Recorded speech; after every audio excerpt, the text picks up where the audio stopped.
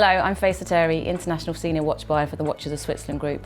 We're joined today by Bill Prince, watch journalist, acting editor-in-chief of Wallpaper magazine and long-standing friend of the business, and Mark Toulson, global watch buyer for the group.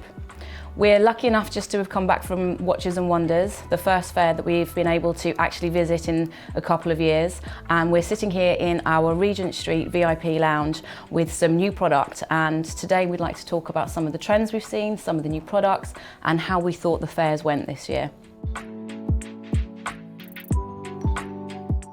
So, new fair, new product, and new approach. Bill, how do you think the brands reacted to the first fair this year?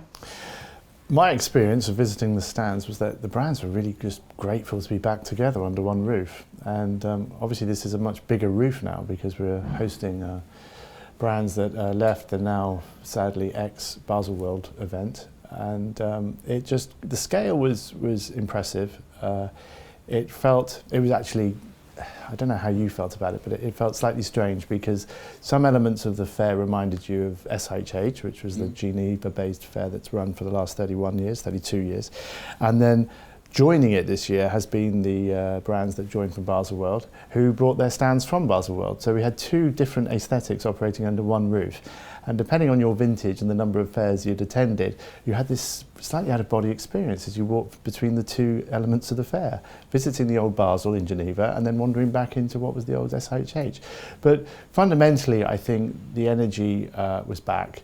I think we all travelled under a certain suspicion that perhaps COVID hadn't particularly left the building. So I was prepared for the energy and some of the social distancing to become slightly eventful, but on the day, at all the appointments, I thought the energy was fantastic. I think everyone was just very glad to be back in business.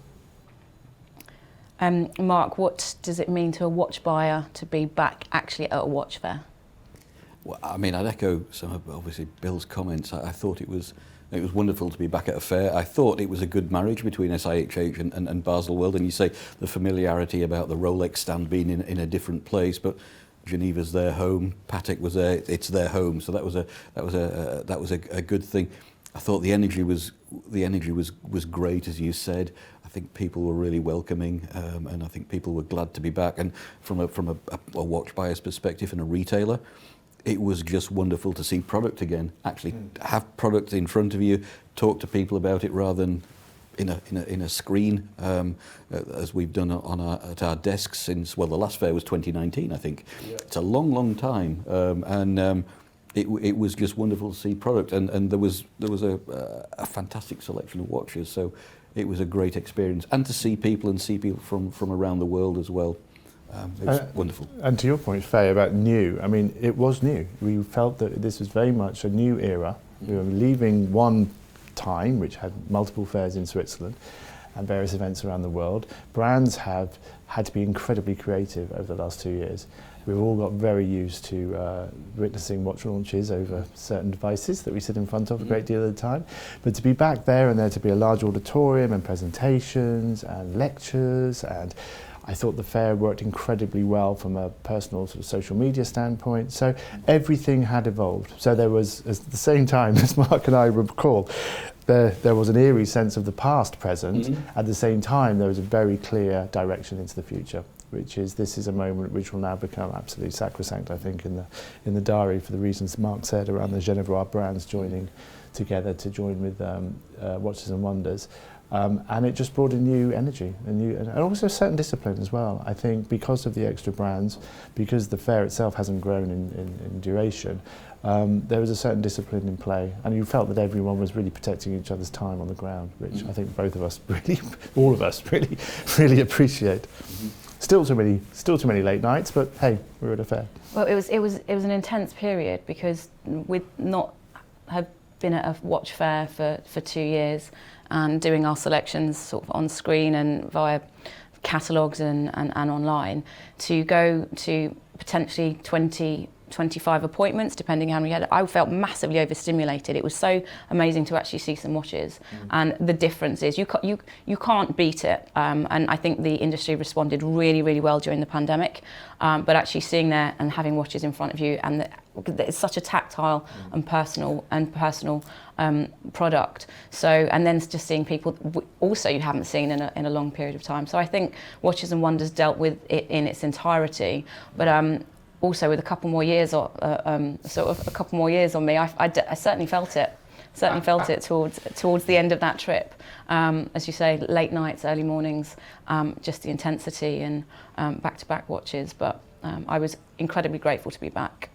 I think the difference is I downloaded my wellness app, so I knew how many steps I took this year, and I never knew before. And I looked, and I absolutely blanched at how far I walked. But that's good, keeping us young. And we've referenced obviously the pandemic and how it's been different over the time out from the physical fairs. How do you feel that both the watch industry and the community of watch enthusiasts have spent the interim between the physical fairs, the 2-year gap between the two?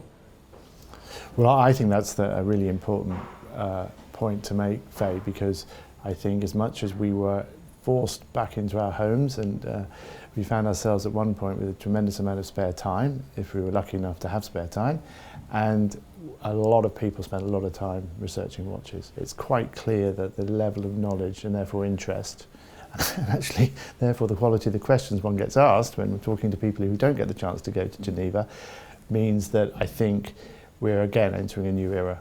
I can't quite imagine a time now when you really had to explain what you did for a living and where you'd been and what you'd been doing while you were there and what you were looking at and some of the brands that you had been looking at. Today it's, are you going here? Are you going there? Can you ask them about this? Are they going to bring this model back?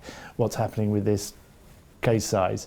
And that's extraordinary, and that's new. And I think thanks to the quality of the content at Watches of Switzerland Group and on other platforms, including my own, I think that it's been an incredible moment for people to say, right, I'm setting some time aside to really study this subject, about which I care, and I know a certain amount, but it's time to go deep. And I think that's going to be it's going to hold us, it's going to keep us honest, actually, because I think people are going to have a lot more scrutiny around what we do. At the same time, I think the auction world has really brought a lot of focus around some of the more iconic pieces, but also the rise of certified pre-owned, which I know you offer here, has really clarified in people's minds that actually an investment into a watch, now, lo and behold, it could become an appreciating asset, but at the very least, it has a very high residual value compared to some other product lines. So that again has given people confidence and the encouragement to learn, and that learning has brought them much, much closer to what we do, and that's interesting. Yeah, I mean, I would agree. I think people have more than one watch these days.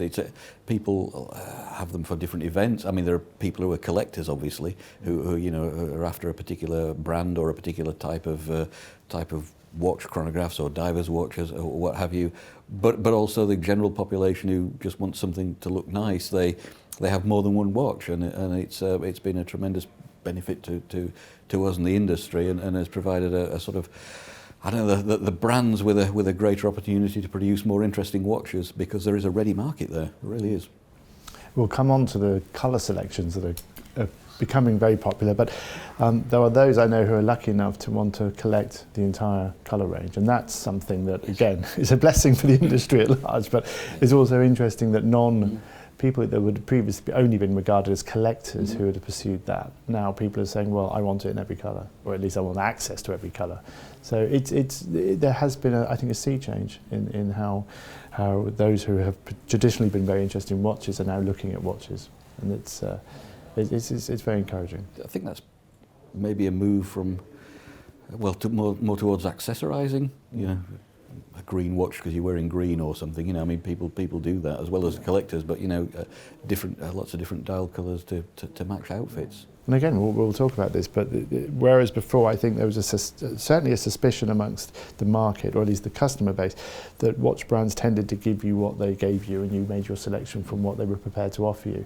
Now I think customers can see that brands very much want to meet them halfway, and they do follow trends in fashion. They are following the wider world in terms of look at the number of pop colour watches we have now. Pop colour has been in fashion for the last few seasons. So the brands are joining the clients in trying to solve problems that the clients want solved, which is, I want a yellow watch, I want a green watch, I want a blue watch.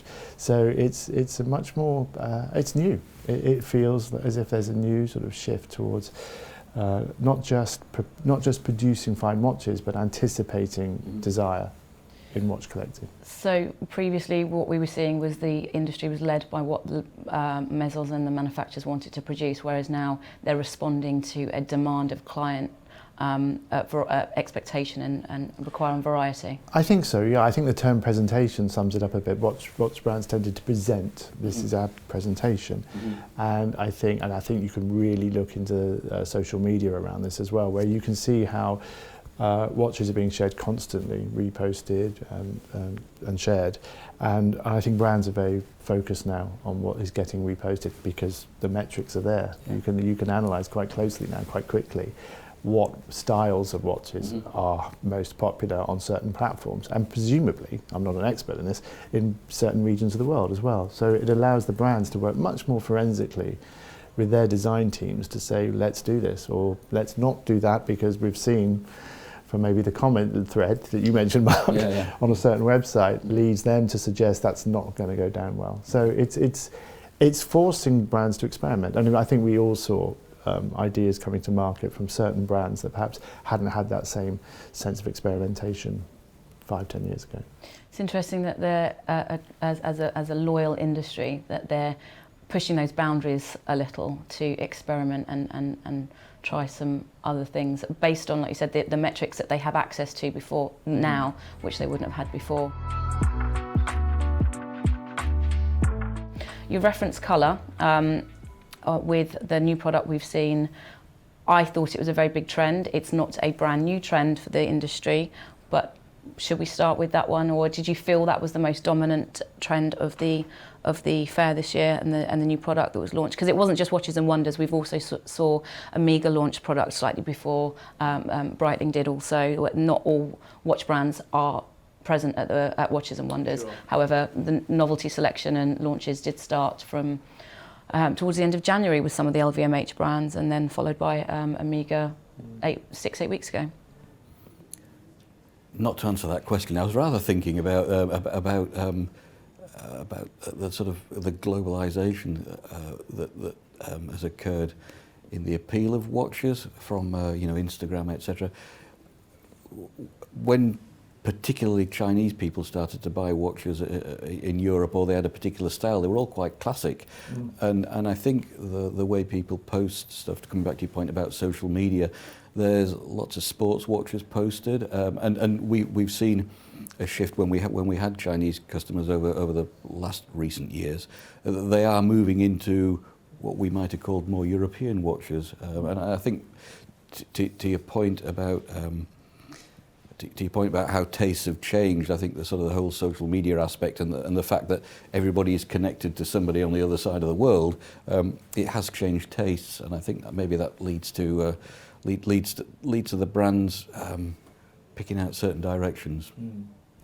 I will answer your question. I think whether or not it was the dominant trend, it was clearly the one trend that if a brand hadn't or wasn't or isn't offering something in a one or other colourway that wasn't black, blue or white, it was noticeable.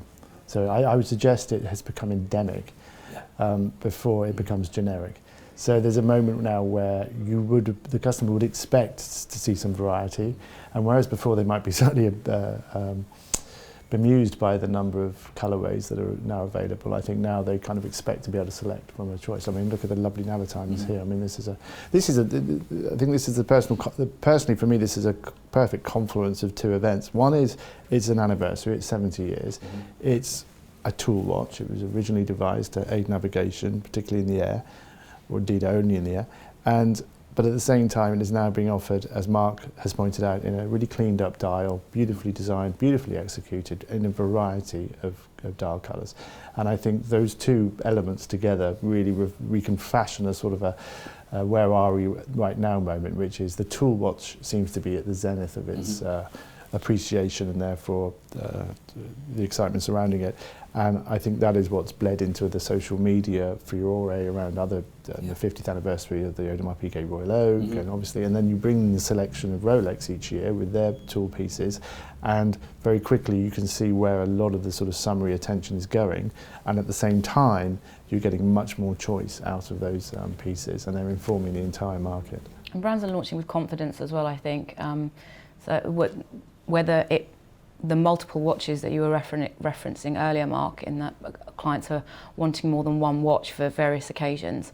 I think gone are the times where your first watch happens to be a black or a blue dial.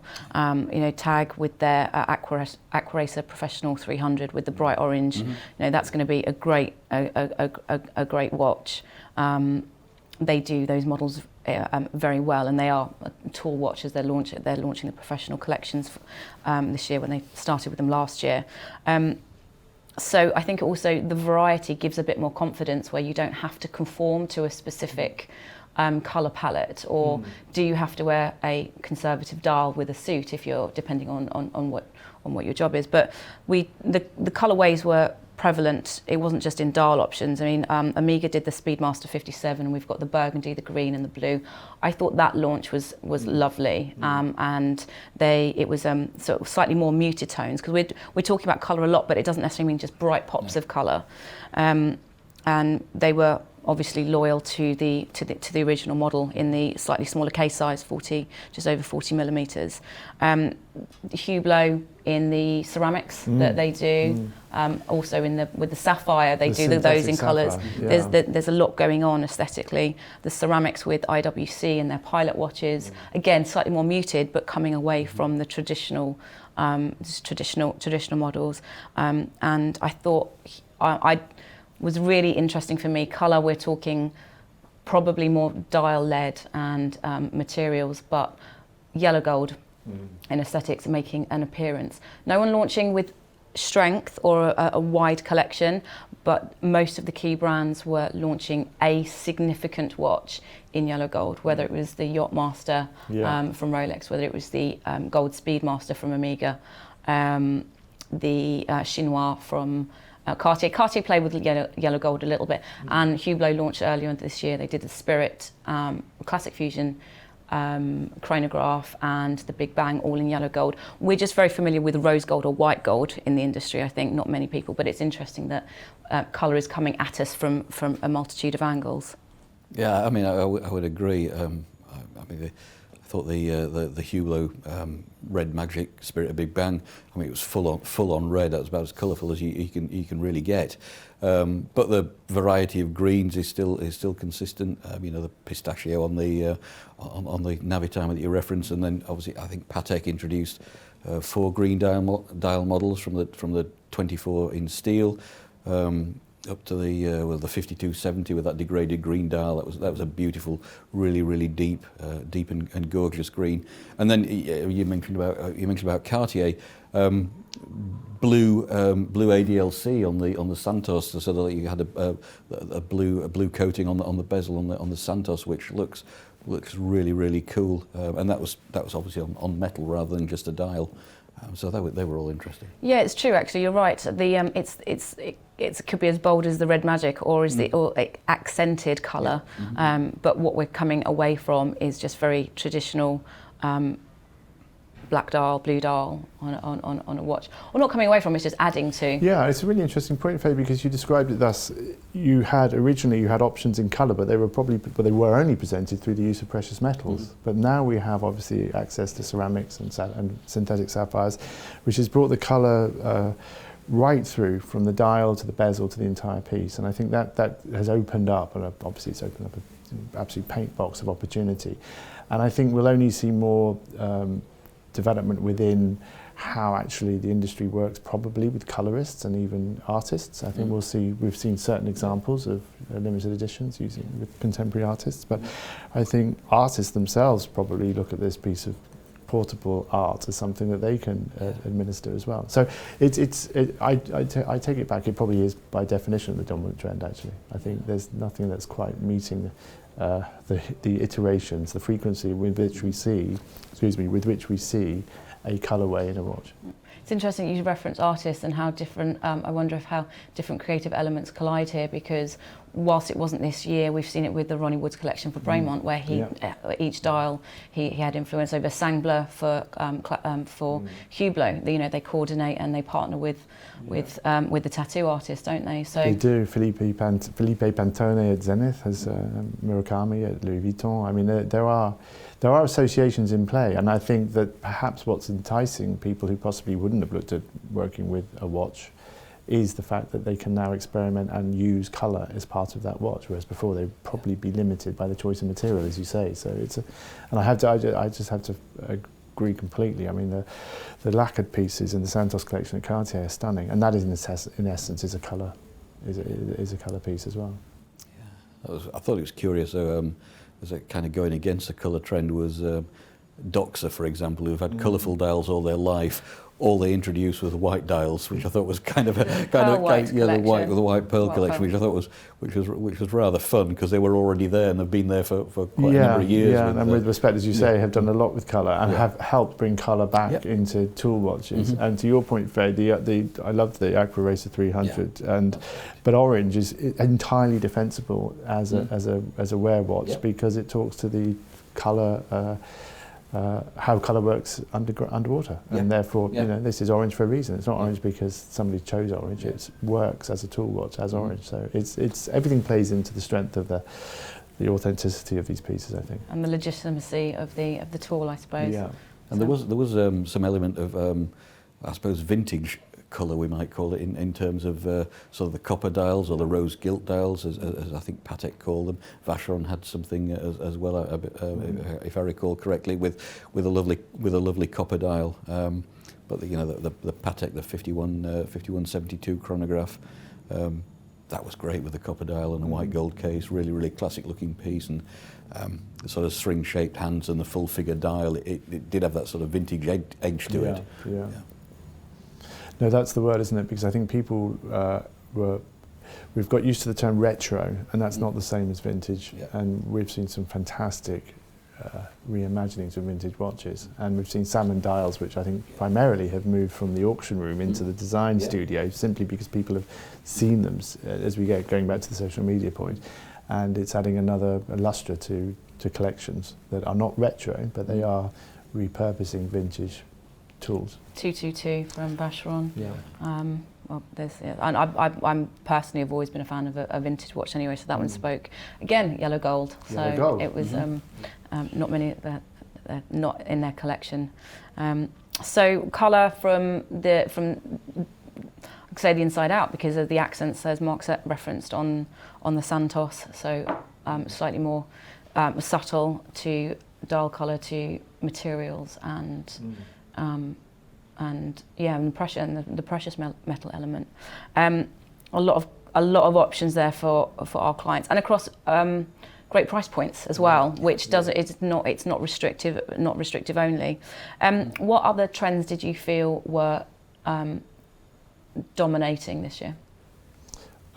Compared to a few years ago, there's what I would call authentic innovation, which is my way of describing something that there's purpose behind the decision taken to bring something new to market. I think with respect, we can go back a few years, and the industry was populated by, let's not say numerous, but several watches where you thought it's answering a question that's never been asked. And this time, every answer answers a question that we probably have been asking. And we saw it across the board, actually, and we see across different aspects of the industry. I suppose a brand that has innovation baked in is Tag Heuer. I mean, Avant technology is their defining mission.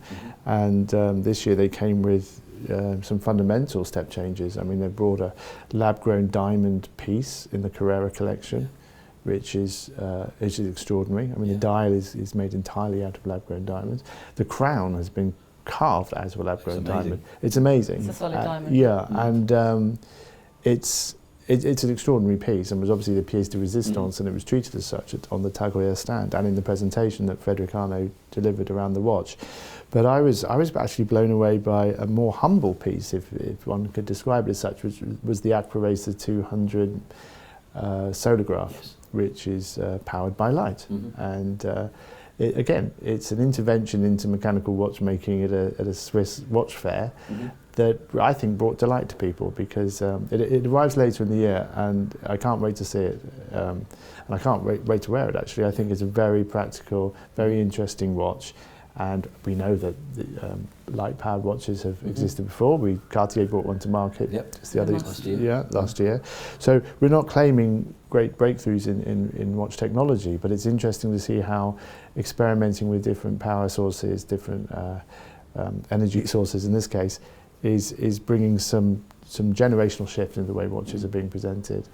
And I think innovation, and then we can talk about other forms of innovation which tend to sit more within the sustainability end of the process, which is brands like Panerai, who've obviously done a great deal with e-steel and recyclables in not just in their watches and their straps, which is obviously quite it's not a commonplace, but is widely distributed throughout the industry now. You're now seeing it going into the packaging, which once upon a time used to mimic an old oak armchair, and now is this beautiful redesigned lightweight, not designed to be disposed of, but perhaps even designed to be folded away. But either way, it's a very, very pertinent piece of the customer journey, that they're joining a brand that is determined to reduce its footprint. So I think innovation, not for the sake of saying, look what we can do or look what we've done, but for in service to, I suppose, reinforcing, in this case, the sustainability of an industry that can claim to be one of the most sustainable on earth, simply because its products last such a long time. Their dust-to-dust footprint on the planet makes them probably one of the most sustainable. And as we saw, with respect during the last 2 years, because their supply chains are necessarily shorter, not exclusively, not across every band, but because supply chains compared to other industries that really suffered during the global lockdown because they couldn't access certain parts or certain materials, the Swiss watch industry was working on much shorter supply chains, which allowed them to keep producing watches, and that obviously aided and abetted the success that the industry's had over the last few years, in the last couple of years. So yeah, I think I saw a lot of innovation, and I can say, and I think that's reflected in the fact I saw far less pointless innovation. Ideas that weren't possibly going to fly, or at least weren't even going to go into production. Everything seemed to have a point. And sometimes, whilst there's a client for everything, some of these products can be almost peacocking in terms of what the brands they're and showing off, and not showing off, but exploring and expanding on what they can do, because there does need to be a point of difference, but they stay within their DNA and their natural codes of their brands. But when they're reacting to a wider issue, so sustainability is global, and that's not going anywhere. It's the loyalty and how they're approaching it. It's not going to happen overnight, but let's start with the packaging, as you say. The e-steel was launched a couple of years ago. We've seen a little bit from other brands, Oris with their recycled dial, and there's various other brands that do it with their straps. So we're seeing these little nods to, and in it becoming slightly more of influence within the industry, but they're taking it seriously, and I think that's but still staying loyal within their own language, I suppose. The Aqua Racer was that was, as you, I think, a key model for you. Yeah, and again, we were talking about the Aqua Racer King, the 1,000-meter fully professional Aqua Racer, and that had some interesting innovations in the sense that they were talking about a third-party movement they've introduced into Tag Heuer. There was a moment a few years ago when brands were not loath, but they were reluctant to discuss too much about how they saw certain elements of their business. Now it's a much more open-sourced, collaborative affair, and I think that speaks to a generational shift perhaps in some of the people who are involved in the brands, which we may come on and talk about. But to your direct point about innovation, yeah, and innovation doesn't have to be, as I say, the the pursuit of something simply to demark oneself as someone who's innovative. The Cartier, who you may regard as one of the sort of landmark wristwatch manufacturers of the last 100 years, can still be extremely innovative in a purely technical sense. And I think we all were staggered by the Cuisine de Cartier squeezable watch. I think the term squidgy was used when it was presented to me, which is what was a word I've not seen bandied around at any watch fair before. But the case is malleable, and it was 3D printed in order to create the mesh into which 1,000 diamonds have been set. You really have to see the piece to understand the work involved, but you have to handle the piece to recognise quite how dramatic it is to pick a watch up that can actually bend in your hands. Previously, a watch that bent in your hand was something not to be taken away, but in this case, it was. So I think innovation at every level, almost in every department of the watchmaking world, you are seeing innovation. And because, as I describe it, because of this newfound transparency, you're often seeing this innovation for the very first time, because often it was just hidden away in the incremental improvement that came with mechanical watchmaking, which we perhaps as an industry, perhaps as interested in brands, we would talk about specific technological breakthroughs in terms of balance wheels and hairsprings and certain other devices. But we didn't really telegraph that too much, because it was such an internal conversation around how synthetics were being used in mechanical watchmaking. But now we can talk much more broadly about innovation within watchmaking, and I think the audience are very ready for it. Because to be fair, they've grown up with technology in the first instance, the younger market, and they expect innovation. They expect things to move on. They expect things to change, and the watch industry is really responding to that and saying we can show you something new, without breaking any of the codes that have kept us alive for the last century or so. One of them could be a plasma tourbillon at 400,000 euros, but equally at the other end is that there was the very, very commercial piece that we've already referenced. You've talked about the Cartier Toulson, and I think that ties into the colour, because they did one with diamonds and they did one with a multitude of different colour stones, so having a variety there. Shape and design also. So innovation was the more technical element that we saw. Aesthetically, did you see anything? Did we see anything that was stepped away from the traditional round wristwatch? I'll just come back to the Toulson actually, because to your point about how the sort of innovation there, I think it took them almost 3 years to develop the process to make that, and then it takes 22 hours to make the case. So that's quite some imagination to think about doing something like that 3 years ago, and then putting it into practice, and the shape was great. And that's an important distinction, Mark, because I think we're not suggesting that all of this work has been done thanks to lockdown or due to lockdown or in response to lockdown. I think in 9 times out of 10 cases, the watches we saw were thought up and possibly even in production prior to the pandemic. But I think one piece, so it's interesting that perhaps colour was perhaps not an easy win or a quick fix, but with respect, coloured dials can be changed and changed up and down. But for Hublot to bring the square bang to market, that was a genuinely new model. And with respect, we didn't see a huge number of entirely new models from some of the larger brands. And to your point, yes, they had the tonneau case in the spirit of Big Bang. They have the round watches and the Classic Fusion, and now they've added the square. And I think that makes perfect sense. And it talks to the context of shape in watchmaking that I think, to mark your point about how watches gradually became synonymous with something that was generally gold or silvered in steel or white gold and round. And now Cartier have never lost that thread of producing watches that are primarily, not exclusively, primarily understood by their shapes, whether it's the tongue or the round.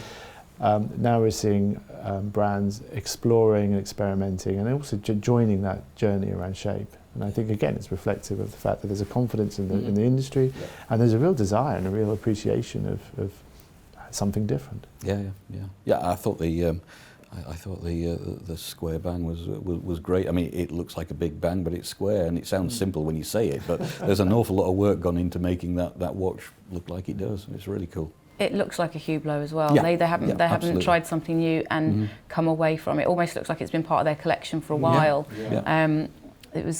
we didn't see many new families launched. In fact, I think it was the only one where it was a selection across the metals as well. You've got the black magic, and then working your way through the metal types. So a few options again for the clients, but they launched a Hublot that wasn't in their collection that looks like a Hublot and gives a point of difference from all the other Hublot models that, because they've got a vast catalogue anyway, but this is... It's a strong launch after the Integral, which came a couple of years ago with the integrated bracelet, I think, which perhaps answered another need in the marketplace. But this, with respect, this is a watch that they clearly wanted to produce. Yes. And you know better than anyone what the percentage of sales of non-round watches are. It's not a home run much of the time. I mean, to move away from a round watch. The square we know from the Santos, we're familiar, and Bell and Ross in the past, so it's not an outlier in terms of the shape. Obviously, a square is hardly an outlier shape after all, but it's not something that you would perceive as being something that was actually core to your range. But clearly, Hublot decided it does fit because it fills the space which a square watch, which was lacking. I think it goes back to the point of clients wanting more than one watch if they're able to, because this might not be your first watch. Probably won't be if we look at sort of the statistics. There's nothing wrong if it is, but it just gives that additional variety and point of difference from a market which is responding to demands and creativity, and whether it's innovation or colour or design that we're talking about. So yeah, we weren't expecting that, but it was welcome. I'm going to back this. I think it's going to do really well for Hublot. What were the other themes that you felt were relevant and prevalent at the fair? Or not just at the fair, so we sort of the product we've seen launch earlier this year. So we're not just through Watches and Wonders. I think we might think that slightly awkwardly, considering the last couple of years that we've had, but a lot of watches that you could relate to in terms of travel and adventure, GMTs and diving watches and that sort of adventurous type of watch. I think there's probably something there that's worth exploring. I'm going to go back on my own thesis, which is that all of this was planned long before the pandemic, but at the same time I want to believe that the industry have recognised our need to get back out there and start living the life that was put on hold. And one of those elements is obviously travel, and there were some wonderful GMT pieces, and including my favourite piece of the fair we'll come on to. But it's exceptional anyway, the number of dive watches that are on the market currently. I mean, across the board, and the quality and the price point generally, it makes it, I think, if anyone was ever fearful of buying a dive watch as their first watch, they would have no concern now, because it's becoming one of the sort of central pillars of not just a watch collection, but just watch ownership. You could easily start, ideally, because it's a very robust watch in the first instance. And given the lives that some people live, you know, you want something that's going to get through the hardest yards of your day, rather than have to be literally benched while you go and do something like cycle to work. So clearly that there's a market for it. But talking specifically about the GMT, that speaks to something directly from the heart, which is this idea of journeying and international travel. Of course, it plays back into the history of the tool watches that we were talking about, and the advent of same-day international travel, which required you to be resetting your watch after a few hours, sometimes by up to 8 hours. So its purpose is completely enshrined in tool watchmaking, as we'll come on to Rolex. But at the same time, there is now many different iterations, and I think we all fell in love with the Patek Philippe 5326G, which comes with an annual calendar and a GMT function in the same watch, at Patek at first. But we were also completely blown away by the design, which is a redesigned Calatrava case with a Clou de Paris side, and the dial, which was, we've been talking about dials a lot, we've been talking about colour a lot, but this is a dial that sort of combined texture, a grained dial as they call it, but also with a deep, dark bitumen charcoal hue, which it was stunning, and it was matched for the purposes of the show on a beautiful sort of safari calf strap, which also talks to this idea that this is a watch to be worn, possibly if based in the UK, a long way from home, should we say that? But no, I was delighted, and we should speak of Tudor's Black Bay Pro. Yeah. I mean, just slightly slipping back to the Patek, you also got a black strap with it as Oh, well, did so you? you'd got kind of the to play off that dial. Exactly that. Yeah, and I think they did use the word galvanised in one of the meetings, and it was supposed to call to mind vintage cameras, the kind of dial effect like on an old Leica camera, was what they were saying, which it kind of does. Yes, the finger, either the grip on the lens or possibly even the wrap, the vinyl wrap that would have gone around an old Leica. Yeah. Which again talks to that idea of adventure and vintage. I thought actually I think between that and the Solargraph from Tag Heuer was probably, we'll come on to that, but it was probably my favourite watch of the piece. But other elements, I think what's interesting, what were the other standout moments? And this may be me, or it may be just how much time I spend on social media, but the Rolex launch, unlike 99% of brands, Rolex announced their watches once and once only. Now they announced I think they announced the stellar dialed perpetuals separately, but from memory you had to wait for Baselworld, and Rolex would then show you what they had, and they wouldn't basically show you anything again for a year, and there was no point in asking because you weren't going to know. So social media platforms got fascinated by this and spend half their time saying, what is Rolex going to do this time? And this, what is Rolex going to do this time, has become one of the beats of the watch calendar now. And I like watching the run up to it, and everyone just piles in saying, I hope they bring this back, or I hope they do this, or I hope they don't do that.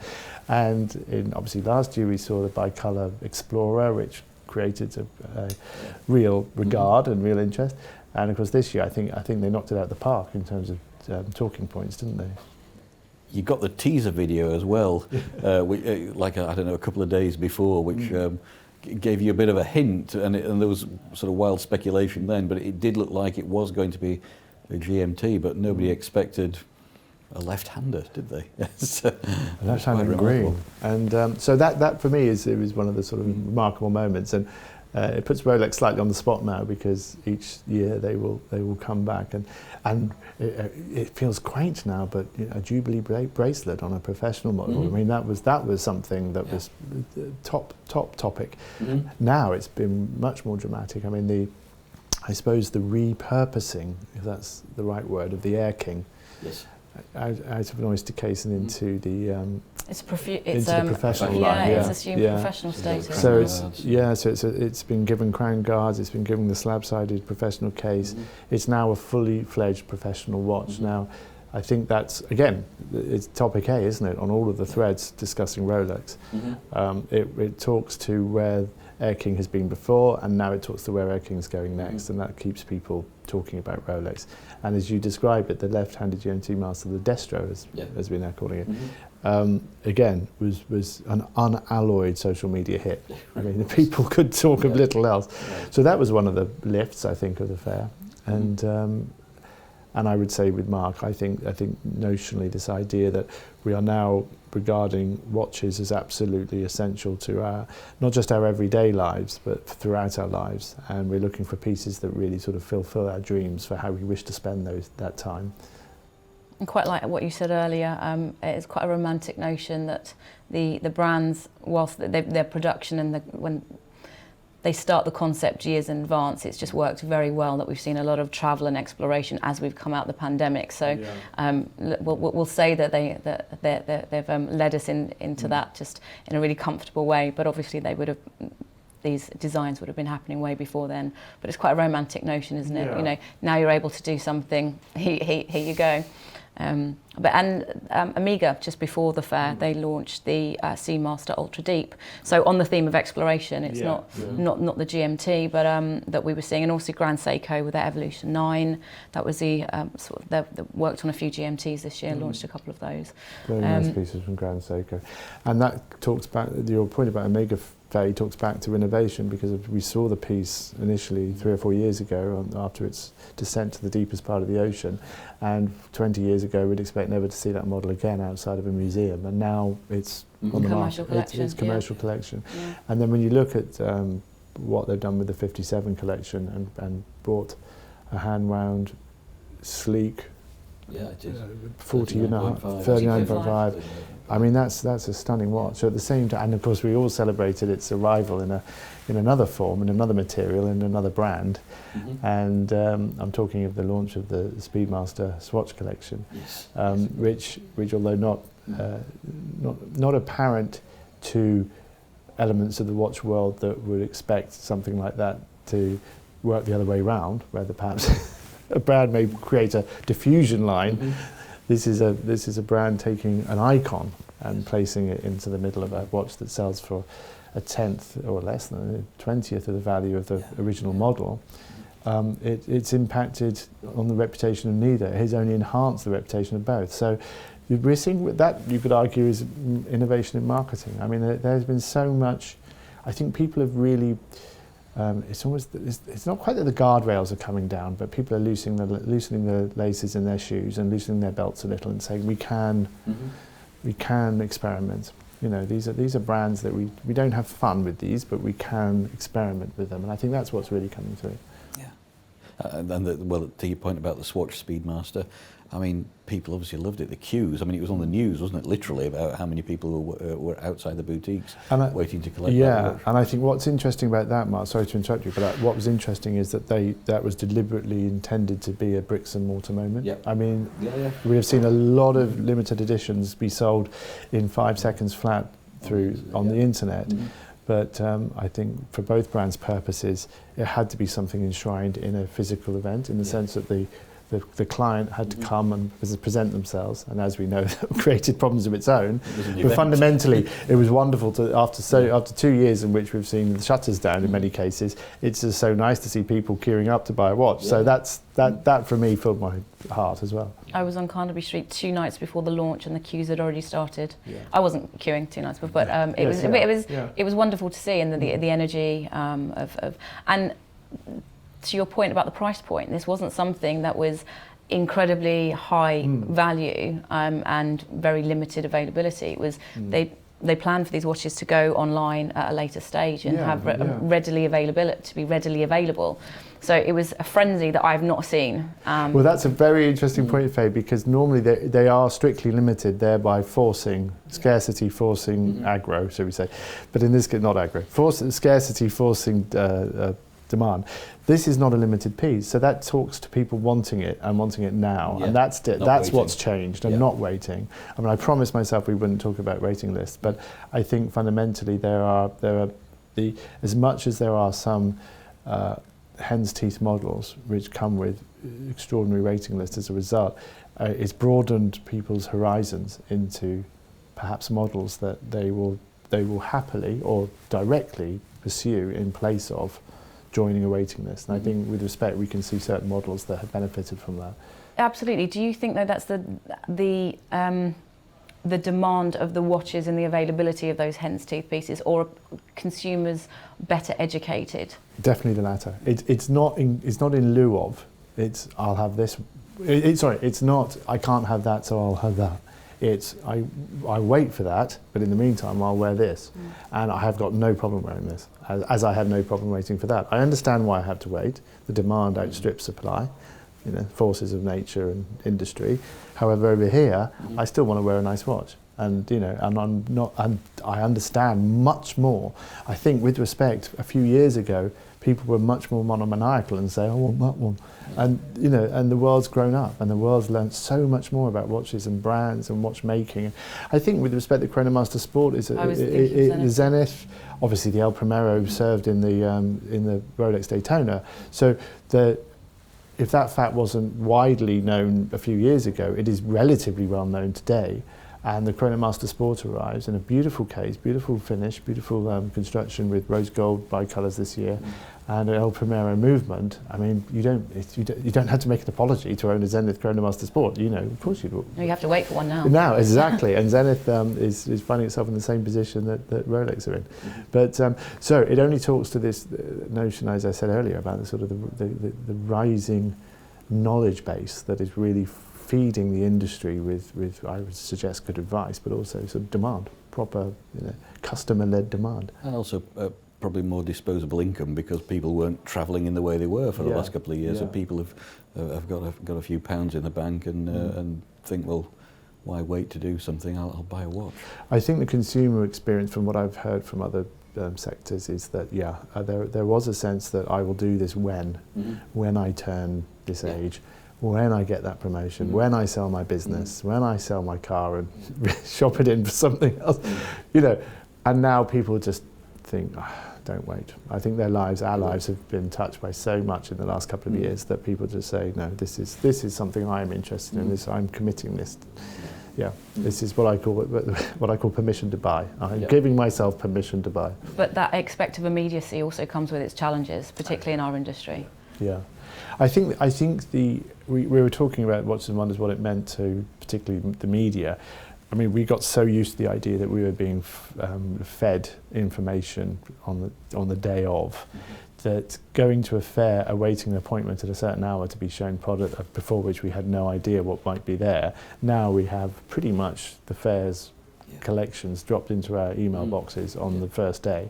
So you could argue we don't need, but to your point, Faye, you can't get past meeting the brands, feeling the watches, just weighing the watches, just knowing all. You can't really pick up fine details or indeed quality unless you have the watch in your hand. But the knowledge base that the media has been predicated on the fact we've fed all of this information, and I think that is kind of what's educating people and educating them away from the idea that it's building demand. Definitely, it's creating a moment where, okay, I want it now, and brands have had to get a lot more savvy about when they communicate around product if they aren't able to supply. I can remember going to the fair, as you will well know, where we'd be shown watches that may not even make it into stores for until a year hence, because they hadn't actually ramped up production, nor would they until they'd met you, because they want to know exactly what you're interested in. But that caused problems, but it didn't cause those many problems because there wasn't that instantaneous social media alert to this watch has been made, and they go, and when can I have it? When can I have it? I used to tour with a colleague who used to surreptitiously, in some cases, go to Instagram Live. And as we were being shown the pieces, we would always check with the brands first, but you know, he would sit there with his iPhone and I would do the meeting. And then occasionally I'd look over and the screen would just be scrolling and it would just say, how much, when, how much, when. That was it. So I learned then that, you know, you can't tease the customer too much. You had to be prepared. And if you under-prepare, it may be deliberate for marketing purposes, but if you under-prepare accidentally, you'll be on the wrong side of history quite quickly. And the customer has choice now. They have the knowledge to make informed alternative decisions, and that's, I think, what's changed.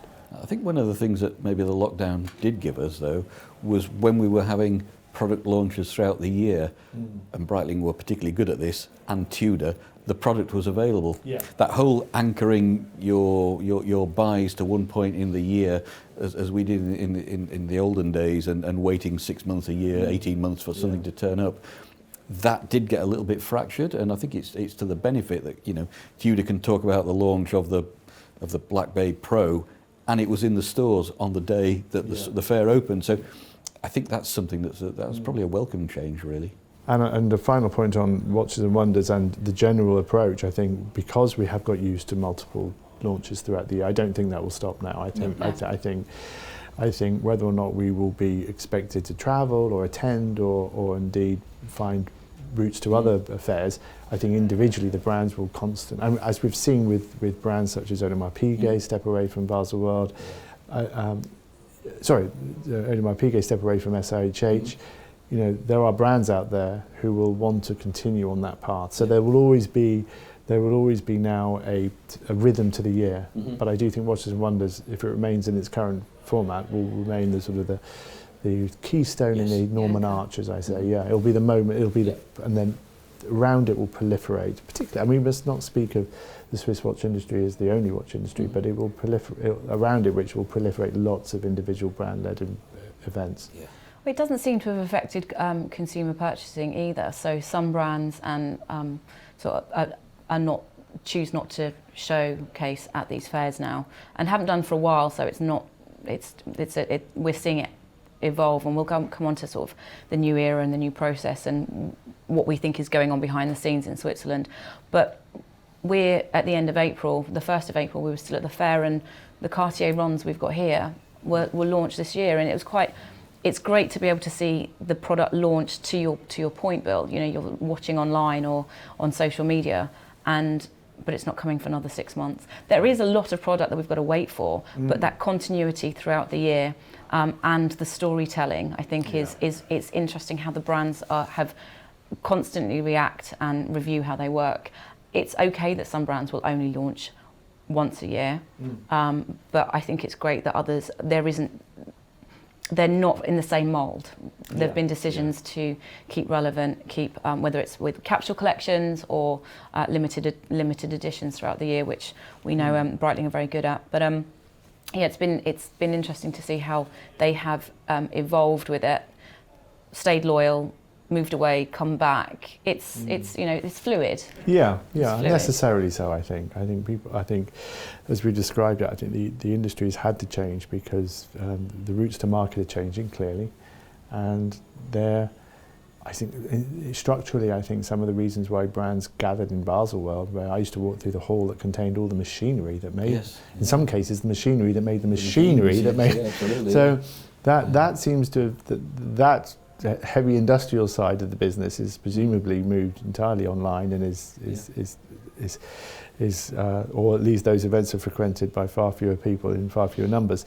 But we're seeing a change at the heart of the industry, and it appears to me, I don't know how you feel about it, it appears to be looking out much more than perhaps it has done in the last 50 years. I think it seems much more of the world as opposed to serving the world. And I think, sorry.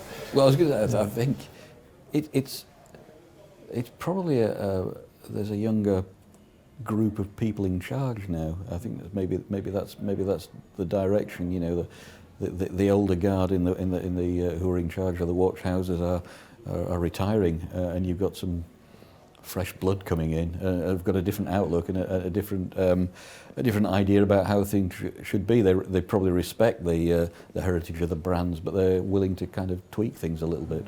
So there's a youthful influence that are both you've just used the word respect, so respecting the loyalty and the integrity of where the brands are coming from, but equally recognise that it can't stay. It can't stay. I think you're absolutely right. I think there's certainly the generation that nursed and protected the Swiss watch industry through the quartz crisis have now, if they've not retired, are very much about to retire, which brings in a generation who, whilst being very aware of and very respectful of what they've been handed, given the work that was done to protect these brands, weren't directly connected at that point. So they come with fresh eyes, and also with respect. They're coming at a time when technology has not in no way supplanted the need for a watch, but has challenged the need for a watch.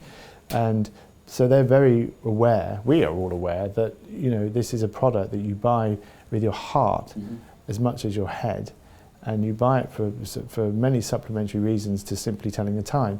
And that brings a different discipline to how watches are designed and sold. And that isn't to suggest that the previous generation hadn't spotted that and weren't working towards that, but the new generation have this, I feel, they don't seem to carry that burden of that sort of knowledge, exactly. Yes, the burden of history with them, and as we see at Cartier, Frédéric Arnault is currently the CEO, and his brother Jean is at Louis Vuitton, and his brother Alexandre is at Tiffany. You know, these are very young men, and they are coming with a great purview, given their position as members of the Arnault family, as to what the luxury world looks like and what it could look like and what it should look like, and therefore that's going to have its own impact, I think, on the watch industry. So I can't speak for the watchmaking fraternity, which is very local to the regions of Switzerland and beyond where watches are produced, but in terms of the wider business, the marketing business, for instance, you're seeing people join who haven't grown up around the watch industry. So they're bringing in attitudes and skills and ideas from outside into the watch industry, and that will only have one effect, which is to broaden again how the watch industry views itself and how it wishes to be viewed. So we're talking about newness. I wouldn't say this has all again happened in the last 18 months, but you're coming out of this forced abeyance when we weren't really allowed to focus on it. we were able to go to Watches and Wonders, and you saw lots of fresh faces, lots of new faces, and as Mark and I will attest, lots of younger faces. Indeed, yeah, absolutely.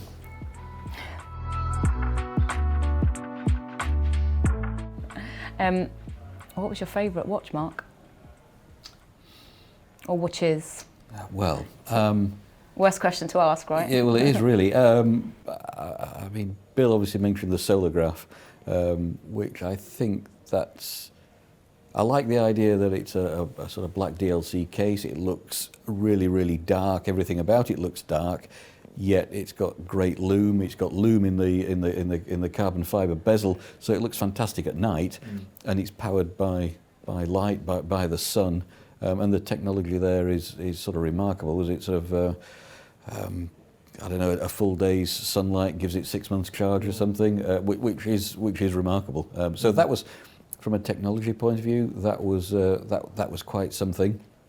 I love the Black Bay Pro. I thought that was a really, really cool watch. I liked the GMT that they'd done with steel and yellow, coming back to the yellow point. So they'd added a bit of yellow gold to the case and bracelet.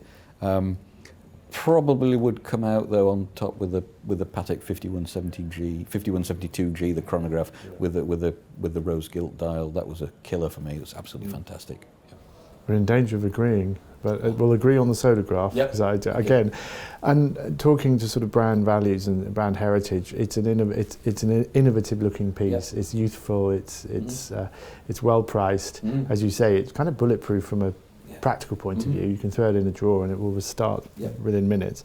And then on the other end of the spectrum, and this comes back to my sort of fascination with travel generally, but I think the 5326G, the Patek Philippe annual calendar dual time is kind of, if you needed one watch in your life, which heaven forbid we ever would, I think I could get a long way with that one. Perhaps we should do Desert Island watches, because I think Mark has run the 4 down already, and I think we could carry on. I mean, I think the Cartier piece is not just the Cousin de Cartier squidgy piece, but also I love the Santos collection. I thought the lacquered pieces were just remarkable, and I thought they were incredibly well priced. Good value. Very good value. And of course the Mousse de Cartier with the beautiful black dial. I mean, 2,000 plus. I mean, there's been a lot of debate over that, whether is it Cartier, is it not? I think that's the winner, but because they did it in the one shots last year with the colour, sold out completely. But this is will be part of their core collection. And again, that pricing, it's versatile. And there wasn't anything about that watch I disliked. The simplicity of it was beautiful as well. No, I think there were probably half a dozen watches I'd have been very happy to leave the stands with, but was refused. Faye, what was your piece of the fair? Cartier Chinois. I'm really taken with yellow gold this year. Maybe it's because we haven't seen it for a while, or I'm also sort of showing my age in terms of how long we've been in the industry. It's cyclical. We see cycles of quite a lot of product. Yellow gold hasn't been massive over recent years. Rose gold has been very prevalent, and rightly so. It's not to dismiss anything that any brand does, but I was very taken with that. I like a vintage watch anyway. Liked the additional models for Zenith, the Chronomaster Sport in the steel and rose and the rose gold. Great watch, legitimacy of the movement. Just coming into its own. I think I like the story of it as much as I like the watch. And Tag, I've always liked the Monacos, and they've got a few great limited editions. The Golf, the Dark Lord, and Night Driver. And there was a beautiful Carrera chronograph with a cherry coloured dial. And it's one I keep coming back to, which surprised me, because there are certain brands that I will naturally lean to, or I've got a natural interest in, or just in terms of what we do workload wise. But I was very taken with that. I suppose if we're talking story of the fair, which was my favourite story, I think possibly the Bulgari Octo Finissimo story, 10 years old, 8 world records, fantastic follow through on what was a bold step into ultra thin watchmaking, and then to top it with the Ultra this year, the world's thinnest, 1.8 millimetre. But the story for me was Fabrizio, its designer, earliest sketches for the original Octo being reproduced on the dial, which coming back to design, innovation in the sense that there's not many hand-scribed dials. There's been hand-tooled dials, but not many that contain the hand-scribe. Belluti, perhaps. But the idea that Fabrizio's original drawings would find their way onto the dial, it was just naturalistic, and it was humane. It was naturalistic. That's great. And it wasn't flashy, and it wasn't innovation for the sake of innovation. You just looked at it and thought, God, that's really novel. I really like that. And you know, we have to celebrate a fantastic achievement by everyone at Bulgari. Yeah. So if, to summarise, we saw, in terms of the themes, they all feel really exciting. Shape, design, innovation, travel and exploration, colour, so vibrancy, and sustainability. That feels like they were the key themes and trends that we saw. I'll take that after a couple of years of being indoors, and coupled with the traditional element and the brands that we were lucky enough to see and love. Bill, did you have any other thoughts about the fair this year? You've just reminded me of the, I'll defer to you both now. I think if you had to sum it up in a single word, which is a scary word, it's choice. I mean, I think now as a customer there is so much opportunity, and to choose between colour and never mind brand, model, size, now we are choosing between colour and shape and levels of innovation, a degree of sustainability which the clients now require. It's not an either or anymore. It's where is this come from and what does it mean to the planet if I buy it and keep it. I think all of these things are bringing just a plethora of choices which you will now be charged with taking the client on a journey through to their final purchase or purchases. And I think right now it'll be purchases, because I think the floodgates are opening on some fantastic new pieces. Yeah, and I also think it shows how robust the industry is to come through a pandemic in the way it has, and to produce and launch so many different watches, so many wonderful timepieces. It doesn't look like people are kind of digging their way out of a hole. It just looks like everything is flying, and they're adding more to it. So I think it's a great time for watches. It really is. Well, after that summary, Bill, Mark, it's been lovely to be able to talk with you both today. Thank you so much for your feedback. I personally can't express how lovely it's been to see some watches and see how the industry has responded this year and be back at a watch fair. Thank you very much for joining us.